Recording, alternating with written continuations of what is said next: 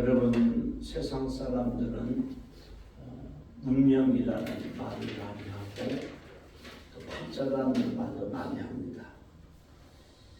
인간의 힘으로 이 삶을, 인생을 어찌할 수 없다는 그런 고백이고, 또 하나는 우리 인생이 어떤 보이지 않는 힘에 의해서 잘려진 대로 흘러간다는 소위 어떤 삶을 포기하는, 내지는 또 좌절하는 그런 사상들을 이야기하고 있는 것이죠. 그런데 우리 그리스도인들에게는 운명은 없습니다.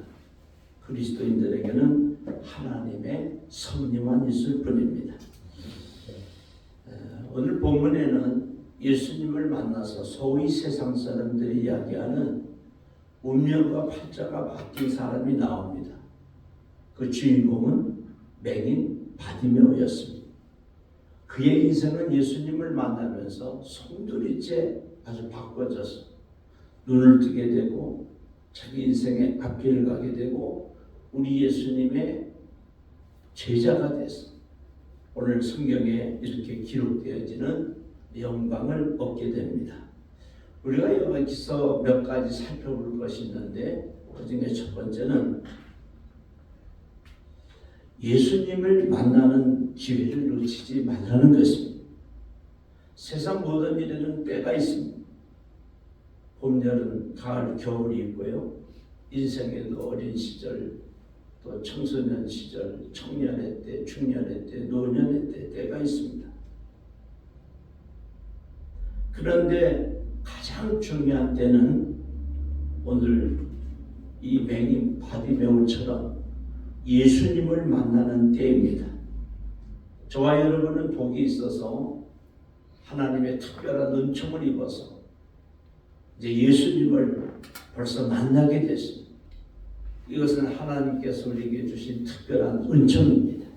감사하는 은혜가 있길 바랍니다. 그런데 이제 중요한 것이 또 하나 있는데, 우리 인생이 고달프고 우리 힘으로 해결하지 못하는 이런 문제가 예수님을 만남으로 해결이 된다고 하는 거예요. 성령님의 임재함으로 해결이 된다고 하는 거죠. 그래서 여러분, 항상 우리는 기도하면서 영적으로 나사렛 예수 그리스도께서 지나가시는 때를 우리가 고대해야 합니다. 요한복음에는 베데스다 연못에 대한 이야기가 나옵니다. 베데스다 연못이 있는데 그곳에서 물이 동할 때가 있다는 거예요. 그 물이 동할 때 들어가면 병이 낫는다고 하는 거죠. 물론 그것은 전설적인 이야기지만 그곳에서 물이 동할 때를 기다리던 38년 된 중풍병자가 그 물이 동할 때를 기다리다가 예수님을 만나게 됩니다. 참 놀라운 은혜고 하나님의 특별한 은총이죠. 우리도 때로는 세상 사람들에 휩쓸려서 또 마음이 동하게 되고 또 우리 몸도 그곳에 가 있기도 하고 그런 어리석은 행동을 하기는 하지만, 저와 여러분은 늘 깨어서 기도함으로 주님께서 우리를 찾아오시고 주님께서 우리 앞을 지나실 때 우리는 그 주님의 이름을 불러서 예수님을 만나야 되고, 예수님을 만남으로 우리 인생의 문제가 가장 큰 고질적인 인간의 힘으로 해결되지 않는 그런 문제가 해결될 줄로 믿습니다. 그래서 우리는 인생의 큰 어려움이 다가올 때 조용히 기도하면서 이 맹인 바디메오처럼 예수님께서 우리 인생에 지나가실 때를 기다려서 그 기회를 놓치지 말고 그 큰 문제 앞에서 깊은 수렁, 기가 막힐 웅덩이에서 절체절명의 순간에서 우리 인생을 지나가시는 그 예수님을 만남으로 기적을, 그리고 하나님의 특별한 은총을 입어야만 될 것입니다. 성경에는 이런 이야기가 많이 나옵니다. 베데스다 연못에 38년 된 중풍병자는 물론이고요.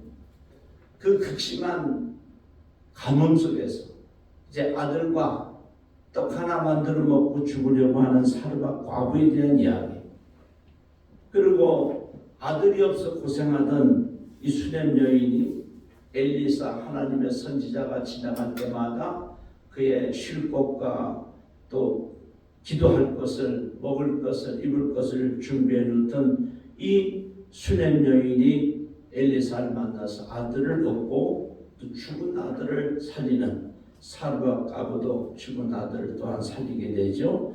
이런 인생의 어려운 아주 힘든 고달픈 문제를 해결받는 내용이 성경에 많이 기록되어 있습니다. 여러분, 우리 한국교회는 지금 어려운 시대를 맞고 있습니다. 많은 젊은이들이 교회를 떠나고 또 인구가 줄고 참으로 안타까운 현실이 우리 앞에 나타나고 있습니다. 그러나 분명한 것은 하나님은 우리를, 한국교회를 버리지 아니하시고 분명히 우리 앞을 지나가실 것입니다. 그때를 놓치지 말고 우리 모두 예수님을 만나서, 우리 교회는 물론이고 한국교회가 또한 저와 여러분이 그 능력의 주님을 만남으로 인생의 또한 우리 선교 사역의 가장 고달픈 문제를 해결하는 우리 한국교회가 또한 저와 여러분이 될 수 있기를 축원합니다. 두 번째는요, 이 맹인 바디메오의 기도를 우리가 살펴보길 원합니다. 오늘 말씀의 제목인데요, 거기 보면 그렇게 고백을 합니다. 다윗의 자손이여, 나를 불쌍히 여기소서. 이것이 맹인 바디메오의 핵심적인 기도입니다. 기도를 오래 하는 것은 좋습니다. 그것이 절대 나쁘지 않습니다. 그러나 중언부언하면서 오래 하는 것은 옳지 않습니다. 좋지 않은 기도죠. 성경 말씀에 벗어나는 내용을 가지고 중언부언하면서 오래 했다고 해서 응답되지는 않습니다. 중요한 것은 하나님의 말씀을 붙잡고 기도해야 되고요, 또 하나님 앞에 짧지만 이 맹인 바디메오처럼 다윗의 자손 예수여, 나를 불쌍히 여기소서, 간결하지만 강력한, 또 우리 주님의 마음에 맞는, 하나님의 말씀에 맞는 이런 기도를 올릴 때에 하나님께서 그 기도를 들어주시고 우리에게 은혜를 베풀어 주시는 것입니다. 여기서 다윗의 자손이라는 것은 그리스도를 말하는데, 성경에 그리스도의 3대 조건이 나옵니다. 그 첫 번째가 뭔고 하니 사무엘하 7장 12절 13절에 나오는 다윗의 자손이라는, 그리스도의 제일 조건은 다윗의 혈통에서 나옵니다. 그리고 두 번째는 베들레헴 탄생을 해야 된다고 미가서 5장 2절에 기록하고 있지요. 그리고 세 번째는 이사야서 7장 14절에 반드시 동정녀 탄생이 이루어져야 된다고 하는 것입니다. 많은 이단들이요, 특별히 한국에서 자기가 그리스도다 그렇게 이야기를 합니다. 그렇게 말하는 교주도 문제가 있지만 성경을 모르고 그것을 믿는 그 사람들도 어리석은 것이죠. 여러분, 그리스도는 절대로 한국에서 태어날 수가 없습니다. 베들레헴 탄생해야 되고, 아무리 훌륭한 족보가 있어도 한국 사람, 미국 사람, 이런 혈통에서는 그리스도가 탄생할 수 없습니다. 반드시 다윗의 혈통에서 나야 되고, 베들레헴에서 탄생해야 되고, 그리고 동정녀 탄생이 되어야 됩니다. 이 세 가지가 갖춰져야 성경적으로 그리스도인데, 많은 이단들이 한국에서 나오는 그런 교주들을 따라갑니다. 그리고 베들레헴 탄생이 아닌 미가서 5장 2절에 말하는 베들레헴 에브라다야, 너는 유다 족속 중에 작을지라도 이스라엘을 다스릴 자가 네게로 나올 것이라. 그의 근본은 상고의 영혼에 있느니라. 이렇게 말씀하고 있는데, 한국에서 태어난 사람을, 또 미국에서 태어난 사람을, 다른 데서 태어난 사람을 그리스도로 가장하고 그렇게 미혹하고 현혹하는 것은, 그것은 성경에서 벗어난 것이라는 거죠. 여러분, 이 그리스도의 3대 조건을 반드시 우리 말씀을 붙잡고 절대로 어떤 일이 있어도 이단에 빠지지 말기를 바라고요. 혹 이단에 빠진 사람들이 있으면 여러분들이 한 번, 두 번 가르치시고, 또 교회의 말도 듣지 않은 사람들은 상종을 하지 않는 것이 좋습니다. 그래서 예수님은 동정녀 탄생이 되어야 되는데, 이사야서 7장 14절에 우리 주님께서, 하나님께서 그렇게 말씀하시죠. 보라, 처녀가 잉태하여 아들을 낳을 것이요 그의 이름을 임마누엘이라 하리라. 그러니까 아버지 어머니가 있는 그런 사람들은 절대로 그리스도가 될 수 없다고 하는 거죠. 그래서 이 메인 바디메오는 우리 예수님을 그리스도로, 메시아로, 구세주로 그렇게 믿었던 거예요. 전지전능하신 하나님의 아들, 베드로가 고백한 주는 그리스도시요 살아계신 하나님의 아들이시리이다. 이 말씀을 믿었다는 거예요. 여러분, 우리가 주님을 향해서 이런 믿음이 있길 바라고요. 이런 신앙의 고백이 있길 바랍니다. 그러면 절대로 이단에 빠지지 않고 살아계신 하나님의 특별한 능력을 받을 수가 있습니다. 근데 또 하나 주목할 것은요, 오늘 이 소경 바디메오가 다윗의 자손 예수여 나를 불쌍히 여기소서 소리를 막 지르니까 48절에 많은 사람이 꾸짖어 잠잠하라 하되 그가 더욱 크게 소리 질러 이르되 다윗의 자손이여 나를 불쌍히 여기소서, 그렇게 소리 지릅니다. 여기서 불쌍히 여기소서 하는 것은 헬라어로 힐라스테디라고 하는데, 진정하옵소서, 분노하지 마옵소서, 그런 뜻이 있습니다. 그러니까 예수님 메시아여, 그리스도여, 화내지 마시고, 나는 죄인이지만 화내지 마시고 또 진정하시고 나를 불쌍히 여겨주시고 긍휼히 여겨주소서 하는 그런 신앙의 고백이죠. 근데 많은 사람들이 너무 시끄러우니까 소리 지르지 말라고 그러는데도 성경은 더욱 크게 소리 질렀다 그랬습니다. 여러분, 사람들의 말을 듣지 마시고 하나님의 말씀을 듣기를 바랍니다. 사람의 말을 듣지 말고 성령님의 심해한 음성의 귀를 기울여야 되고 성경 말씀의 귀를 기울여야 합니다. 그럴 때 기적이 일어나고 역사가 일어나고 하나님의 은혜가 임하는 것입니다. 이 소경 맹인 바디메오는 자기의 모든 자존심을 내려놓고 사람들이 뭐라 그러든지 욕을 하든지 많은 사람 앞에 자기의 자존심을 내려놓고 주님의 도심을, 긍휼하심을 간구합니다. 이 부분이 중요한 것입니다. 마가복음 7장에는 이방 여인인 수르보니게 여인이 나옵니다. 예수님께 나와서 그 귀신 들린 딸을 고쳐달라 할 때 예수님께서 수르보니게 여인에게 말합니다. 나는 우리 이스라엘 자손들에게 도움을 주고 그들의 문제를 해결하려고 이 땅에 왔지. 그런 어떤, 여기서 개라는 표현을 하는데 짐승 같은 사람들에게 그 소원을 들어줄 수가 없다. 그런 취지로 말씀을 드립니다.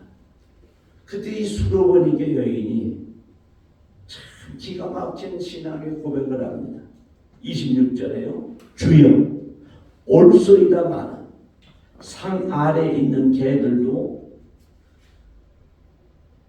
주인 그 아이들이 먹던 부스러기를 먹나이다. 그렇게 신앙의 고백을 해요.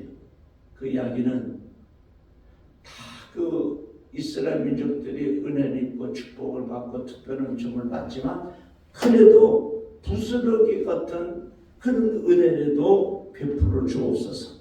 나는 이방 여인이고 죄인이지만 아이들이 떨어뜨린 부스러기를 개가 주워 먹는 것처럼 특별한 은총을 받지 못한다 할지라도 작은 은혜만이라도 베풀어 주옵소서. 그런 신앙의 고백이죠. 참 하나님 앞에 너무나 낮아진 그런 자세를 보이고 있습니다. 여러분 교회 나오시고 신앙생활 하시고 기도하다 보면 우리의 자존심이 허락지 않는 때가 가끔 있습니다. 그런데 여러분 하나님의 특별한 은총을 입으려면 이 자존심의 문제를 내려놔야 됩니다. 그래야만 하나님의 은혜를 입을 수가 있습니다. 나만 잡으면 돼요. 그 알량한 자존심을 가지고 엘리사 선지자가 요단강에 가서 7번 몸을 잠그라 할 때 우리 고향에는 얼마나 크고 아름다운 강들이 많은데 이 더럽고 또한 덥고 작은 이런 요단강에 가서 목욕을 하라 그러는가. 그래서 자기 자존심을 내려놓지 못하고 화를 내면서 고향으로 돌아갈 때 자기 부하의 말을 듣고 요단강에 가서 7번 몸을 잠글 때에 어린아이 살같이 쉽게 고침을 받은 줄로 믿습니다. 그래서 여러분 교회 신앙생활하면서 교회 나오셔서 하나님 앞에 주님 앞에 자존심만 내려놓아도요 하나님의 은혜를 입을 수가 있습니다. 오늘 본문에 바디메오는 모든 자존심을 내려놓고 하나님 앞에 주님 앞에 긍휼하심을 간구합니다. 다윗의 자손 예수여 나를 불쌍히 여기소서. 더욱 크게 소리 지르면서 사람들이 뭐라 그랬든 간에 자기 자존심을 내려놓고 오직 주님 앞에만 기도하고 예수 그리스도 앞에만 무릎 꿇고 긍휼하심을 구할 때 하나님의 특별한 은총을 입습니다. 우리도 신앙생활하면서 때로는 마음에 걸리고 때로는 사람들한테 욕을 먹고 때로는 자존심 상한 일이 많이 있어도 신앙생활하면서 교회 생활하면서 우리가 자존심 내려놓고 하나님 앞에 도움을 간절히 요청하면 하나님의 은혜를 입을 수가 있습니다. 우리 서울명령교회 모든 성도들이 그런 은혜가 있기를 바랍니다. 다윗도요 시편 27편 7절에 여호와여 내가 소리내어 부르짖을 때에 들으시고 또한 나를 긍휼히 여기사 응답하소서 그렇게 고백을 합니다. 하나님 내가 주님 앞에 소리지어 부르짖을 때에 나를 불쌍히 여기시고 내 기도에 응답하소서 그런 말씀이죠. 시편 56편 8절에는 나의 눈물을 죄병에 담으시고 부르짖어 기도할 때 하나님의 은혜를 내려주소서 간구할 때 하나님의 특별한 은총을 입습니다. 시편 기자는요 102편 1절로 13절에 나는 괴로운 날에 부르짖어 주님의 얼굴을 내게서 숨기지 마옵소서 고백하면서 나는 광야의 올빼미 같고 황폐한 곳에 부엉이 같고 밤을 세우니 지붕 위에 외로운 참새 같으니이다 그렇게 고백을 합니다. 그리고 나는 죄를 양식같이 먹으며 나는 눈물 섞인 물을 마셨나이다. 하나님 앞에 내 자신을 그대로 내려놓는 거죠. 그래서 신앙이라고 하는 것이 믿음이라고 하는 것이 그리고 기도라고 하는 것이 바로 그런 거예요. 하나님 앞에 있는 모습 그대로 내가 내려놓는 야곱도 그런 이야기를 하고요. 그리고 다윗도 그렇고요. 신앙의 용장들은 절대로 하나님 앞에 교만한 마음을 갖지 않습니다. 모든 것 내려놓고 광야의 올빼미 같고 황폐한 것에 부엉이 같고 지붕 위에 외로운 참새 같은 참으로 처량한 자기 자신의 모습을 보면서 하나님 앞에 모든 걸 내려놓을 때 하나님의 긍휼하심을 입을 수 있고 하나님의 도우심을 입을 수가 있습니다. 우리 모두 다 맹인 바디메오처럼 또 시편 기자처럼 다윗처럼 은혜가 많으시고 자비롭고 긍휼을 베푸시는 주여 나를 불쌍히 여기소서 기도함으로 하나님의 도우심을 입기를 바랍니다. 이제 결론적인 말씀을 드리길 원합니다. 이 맹인 바디메오가 만났던 맹인 바디메오의 기도를 들어주셨던 예수님께서 저와 여러분의 주님이 되십니다. 구약에서도 고아와 과부와 나그네를 불쌍히 여기신 하나님께서 힘들고 어렵고 아픈 고난의 길을 걸어가는 저와 여러분들에게 우리가 하나님 앞에 자존심을 내어놓고 낮아져서 다윗의 자손 예수여 하나님이여 나를 불쌍히 여기소서 기도할 때 하나님께서 응답을 해 주실 것입니다. 그리고 아들, 딸, 손자, 손녀들에게 힘든 일이 있을 때도 하나님 고아와 같은 어려움을 겪고 있는 저 아들, 딸들, 손자, 손녀들을 주님 도와주시옵소서. 기도할 때 하나님의 은혜가 우리들에게 또한 우리 후손들에게 우리 가정에 우리 교회에 한국교회에 임하게 되는 것입니다. 오늘 이 맹인 바디메오처럼 다윗의 자손 예수여 하나님이시여 나를 불쌍히 여기시고 나를 긍휼히 여기사 하나님의 은총을 내려주시옵소서 기도해서 꼭 하나님의 은혜를 입는 응답을 받는 우리 모두가 되기를 주님의 이름으로 축원합니다. 기도드리겠습니다.